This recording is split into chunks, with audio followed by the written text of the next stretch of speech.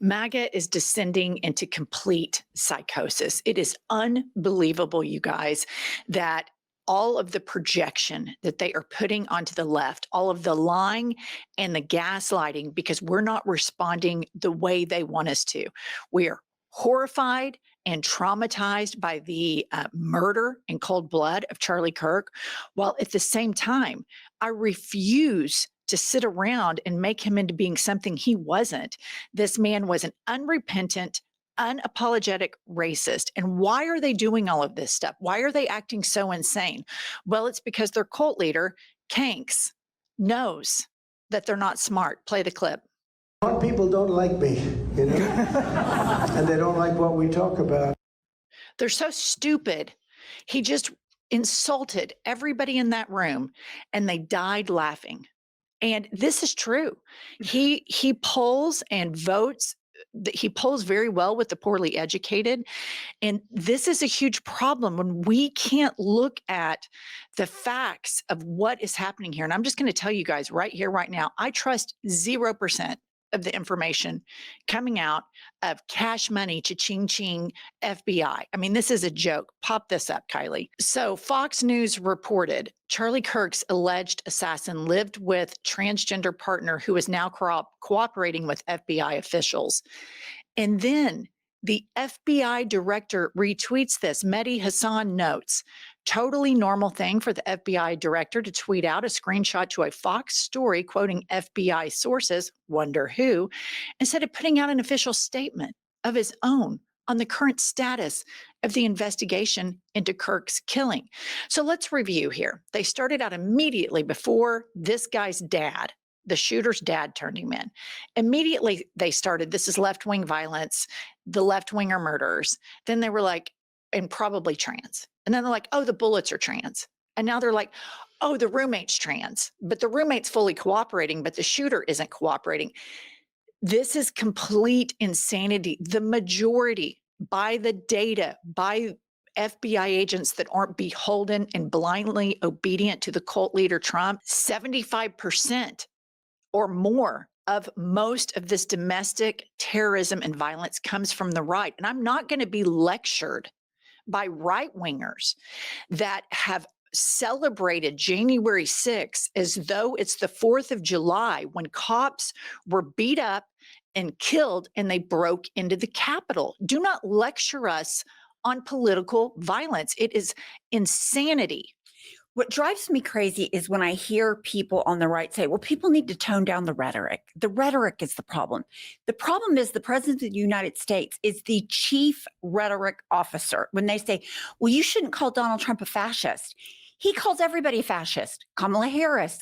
He's the one that talks about firing squads for Liz Cheney. Well, let me just say this. His own vice president who engages in gender ambiguity is a failed drag queen who called Kanks Hitler. Yes. So come on.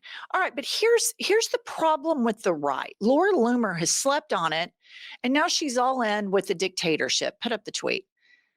I was thinking about this over the last few nights while I couldn't sleep. I have to say, I do want President Trump to be a dictator.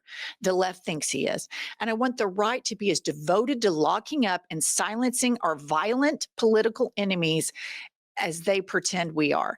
You guys, they are using this horrific murder of Charlie Kirk to use to erode civil rights. Period. You have so many examples of like Governor Abbott saying, I'm a free speech absolutist. And now they're celebrating people getting fired. I read on some of these people are posting. I went to church yesterday and my pastor didn't talk about Charlie Kirk. They are out there nanny, boo-boo, tattletelling on anybody who isn't in the fetal position over Charlie Kirk's death. And let me explain what nuance is for you guys. I saw the shooting, sadly, on Twitter. It was awful. I hate guns. I want gun control. I don't want people to get shot on campuses or in schools. At the same time, Charlie Kirk himself said that deaths are something everybody should accept so that people can have the Second Amendment. Furthermore, I'm completely offended and appalled that the NFL, which is dominated by elite African-American athletes, they are having moments of silence for a man who was an unrepentant, unapologetic racist. And here's all you need to know. You can oppose political violence and at the same time oppose the messaging of Charlie Kirk. And I oppose it.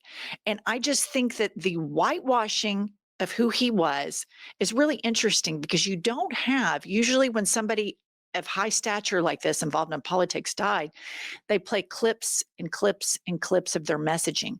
You don't see that right now. So in that void that you can't announce all of the things that he said and play quotes, you have people rushing in to say, you're not sad enough. And this preacher didn't do it. I saw one tweet where a lady was like, I'm at the Chase Bank and on Main Street and Second, and this flag is not at half mast. And I'm like, what are y'all doing? Well, what strikes me is just so unbelievably beyond the pale. Donald Trump did not want to lower the flags for Jimmy Carter, who is a president of the United States. Check me if I'm wrong. Charlie Kirk was a political activist on the right, but he did not hold an office. He was not an elected politician. He was a commentator, an influencer. It is so strange to me that people are acting like we need a moment of silence in Congress for Charlie Kirk. I wouldn't even say that Charlie Kirk was a political activist. I would say he was a political agitator. I think that's probably a better term. And, and again, for everybody to understand, you can hold two things at the same time. I do not like guns. I do not like people getting shot, even people with whom I disagree with. I don't want those people violently shot. I oppose it with everything in me. At the same time, I'm not going to go along with this narrative that they have completely made up out of thin air, that the left is the party of murder and that we want people getting shot. We don't. We want you to have health care. We want the minimum wage to be raised. We want billionaires to pay their fair share. We're tired of the entire country getting lied to so we can prop up the 1%. And the Atlantic did an article that I think is rather interesting. Jonathan Chait is the author of the article, and he says conservatives hunted for a Democrat endorsing Charlie Kirk's murder. They found none. Instead, they created an alternate world in which it was so, and put up the headline, leading Democrats are condemning Charlie Kirk's murder. Why is the online right having such a hard time recognizing that? And I would say it's not that they're having a hard time recognizing that. They are exploiting the murder of Charlie Kirk to advance their agenda to erode democracy. And I just want to remind everybody, Charlie Kirk, a white man, shot by a white man who had a white man of a roommate, who had MAGA family members. They say, oh, he got radicalized at a university. He went to Utah State, which I've never heard anything about. I don't think it's some hotbed of liberalism, Utah State, for one semester. And then he's been in a trade school studying to be an electrician. So they, at every turn, they are trying to somehow make this guy, this white guy from a MAGA family that's steeped in gun culture. What can we do? Can we gay him up a bit? Can't really blame black people because Utah is pretty white. And so here are the white men in Huntington Beach, California, losing their minds over this. And I want to remind everybody, this is white on white crime. Play the clip. White man! Fight back! White man! Fight back! White man! Fight back!